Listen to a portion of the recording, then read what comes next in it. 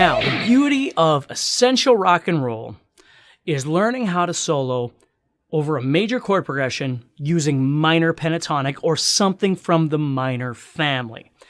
Okay? Even though your brain, if you're a logical person, your brain is going to deny that and say, no, it's in a major key, therefore you should solo major, and rock and roll says, no, you don't want to do that. So the trick here is, again, setting yourself up with something that's going to work for you. And we are going to start with pentatonic. So what I want to do is just take this little track I got, which is literally an A major chord and a D major chord, which means if I was using Logic, I'd be soloing A major pentatonic or A Ionian or A major, the diatonic scale. And I want to show you what that would sound like, because it'll sound right. Okay, here's A major pentatonic. Especially if I play the right track. Here's the right, the sound here.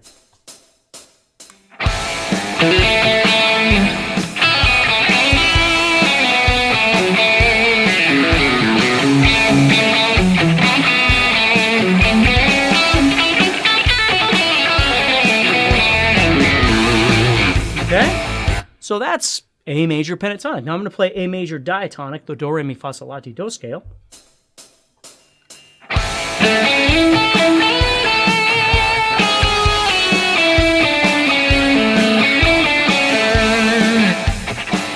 And hopefully what you're noticing is I'm squeezing the rock and roll right out of this poor jam track by playing that. Even though it's the logical thing I should be doing, in rock and roll it doesn't work that way.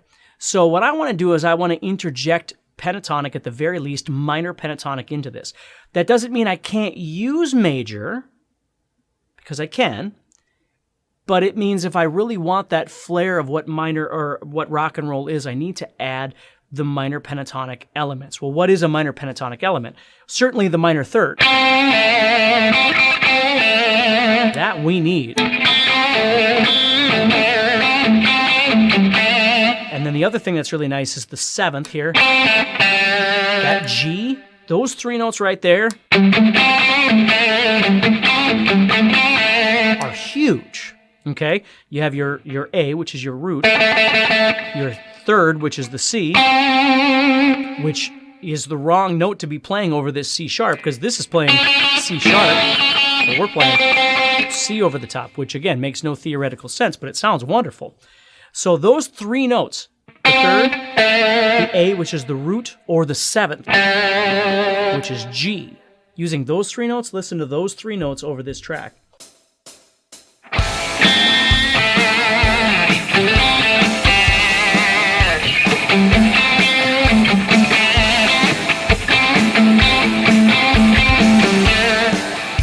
Sounds great.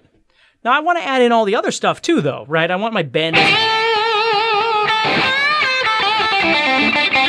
I want all that stuff. Notice my vibrato is real wide. You know, a lot of attitude.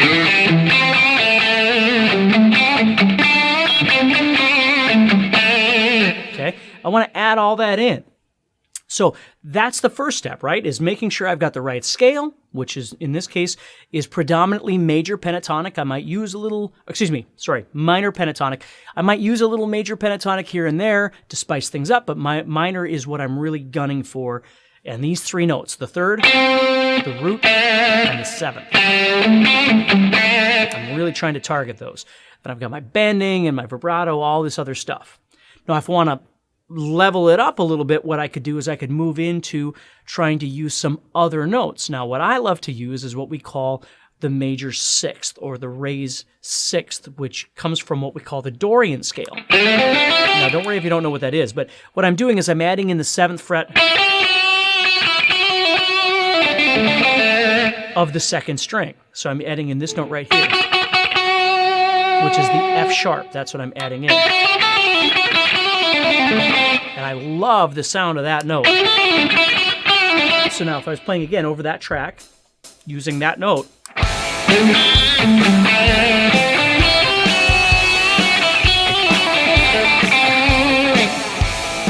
so I would totally add that in. And that gives me all my 3-note per string,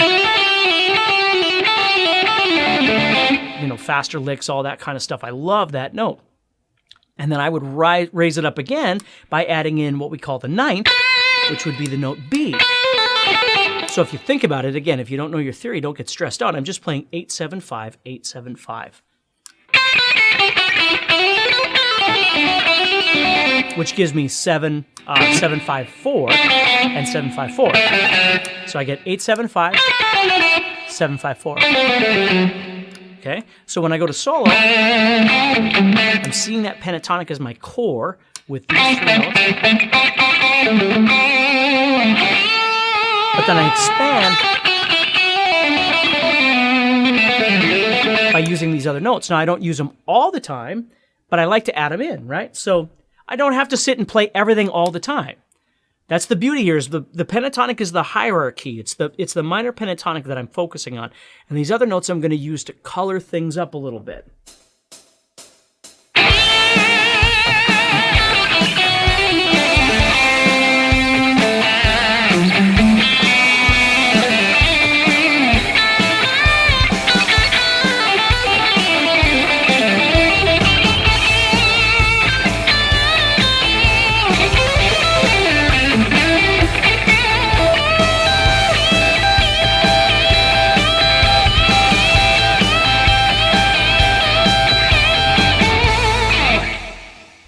There's just a ton of really cool stuff that you can do.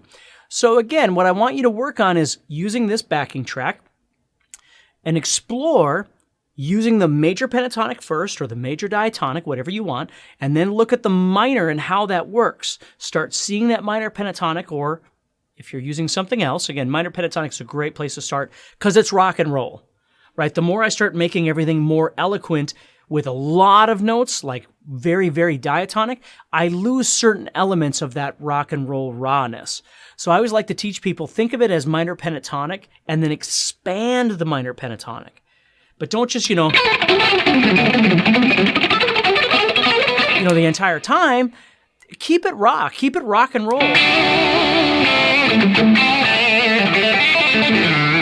However, and then throw some cool stuff in there here and there, but bring it back.